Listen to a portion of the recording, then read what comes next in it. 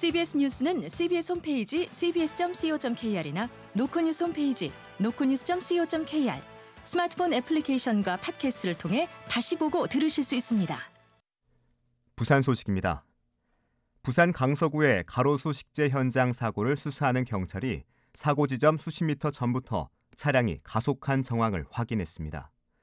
경찰은 가속 원인과 제동 여부를 확인하는 등 정확한 사고 원인을 조사하고 있습니다.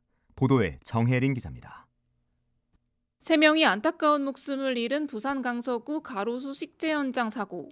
수사에 나선 경찰은 사고 당시 도로 상황이 담긴 영상을 추가로 확보했습니다. 사고 현장 인근을 지나간 다른 차량의 블랙박스 영상에는 사고를 낸 승용차가 사고 지점 50여 미터 전부터 빠르게 가속한 장면이 포착됐습니다.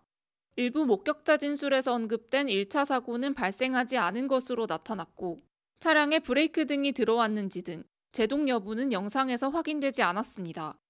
경찰은 정확한 차량 가속 여부와 원인, 차량 속도에 대해서는 조사가 더 필요하다는 입장입니다. 경찰 관계자입니다. 사고 지점 한 50m 전후로 해가지고 가기 전에 갑작스레 속력을 내는데 이제 조금 더 해보면 영상이 조금 더 확보가 돼야 되거든요. 사고 당시에도 차량이 빠른 속도로 돌진했다는 목격자 진술이 있었고 현장에서 제동장치가 작동한 정황은 확인되지 않았습니다. 경찰은 숨진 70대 운전자 A씨의 음주나 약물 여부도 조사하는 등 정확한 사고 원인 규명에 수사력을 집중하고 있습니다. 지난달 30일 부산 강서구 대저동의 한 도로에서 승용차가 나무 식재 작업을 위해 3차로에 있던 작업자 2명을 덮치고 5톤 크레인을 들이받았습니다. 이 사고로 운전자와 작업자 등 3명이 모두 그 자리에서 숨졌습니다. CBS 뉴스 정혜린입니다. 제19회 부산 불꽃축제가 오는 주말 광안리해수욕장 일원에서 화려하게 펼쳐집니다. 부산시는 안전관리 시스템을 마련하고 바가지 요금을 점검하는 등 만반의 준비에 나섰습니다. 박중석 기자입니다. 직경 400m에 이르는 초대형 불꽃과 광안대교를 따라 춤추듯 쏟아지는 웨이브 불꽃까지 부산의 대표 가을 축제로 자리 잡은 제19회 부산 불꽃축제가 오는 9일 저녁 광안리해수욕장 일원에서 펼쳐집니다. 지난해보다 1시간 빠른 저녁 7시부터 시작하는 불꽃쇼에서는 부산만의 시그니처 불꽃뿐 아니라 문자 불꽃과 패러슈트 불꽃 등이 새롭게 선보입니다. 지난해 말 개선 작업이 끝난 광안대교 경관 조명을 연계해 보다 생동감 있는 불꽃의 향연을 볼 수 있게 됐습니다.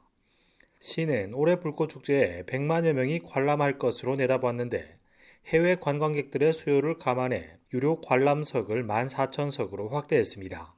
이런 가운데 시는 행사장 내 안전사고 예방을 위해 총력 준비에 나섰습니다.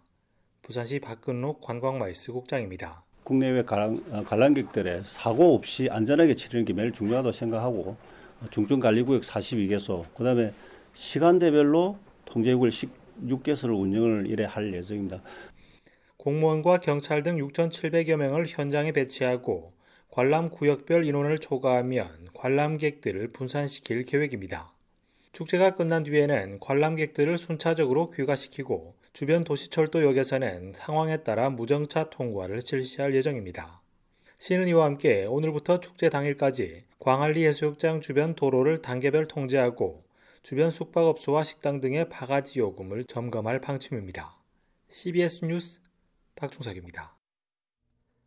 부산시설공단은 광안대교 개통 21년 만에 처음으로 통행료 미납자 33명에 대한 형사고소를 진행한다고 밝혔습니다.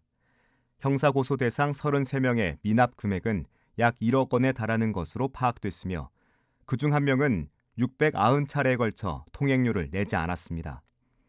광안대교 통행료를 고의로 내지 않아 형사고소될 경우 3년 이하의 징역이나 500만 원 이하의 벌금형에 처해질 수 있습니다. 부산시 감사위원회는 장애인 직업재활시설 43곳의 운영 실태를 감사한 결과 모두 5곳에서 12건의 위법사항을 적발했다고 밝혔습니다.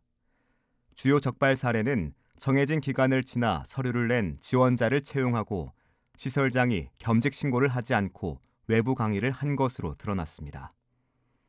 시 감사위는 지적사항에 대해 시정 또는 주의 조치하고 관련 공무원 11명에 대해선 신분상 조치를 요구했습니다.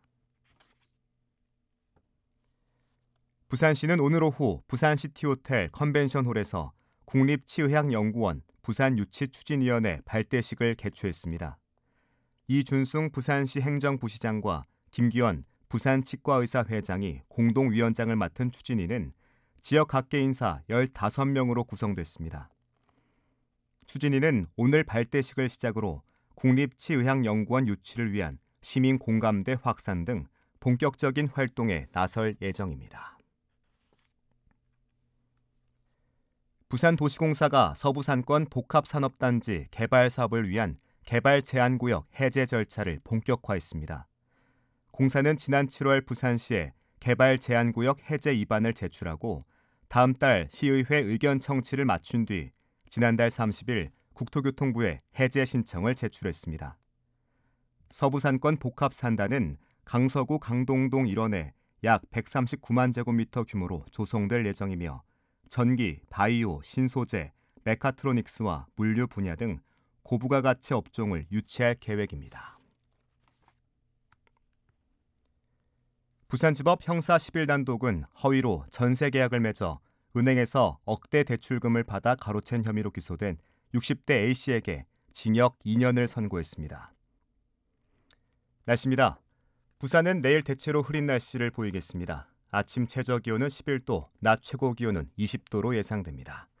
낮과 밤의 일교차가 큰 만큼 노약자들은 건강관리에 주의하셔야겠습니다. 부산의 지금 기온 20.5도, 습도는 56%입니다. 부산 CBS 저녁 종합 뉴스를 마칩니다. 지금까지 진행해 엔지니어 김상길, 기자 박중석, 아나운서 국제일이었습니다.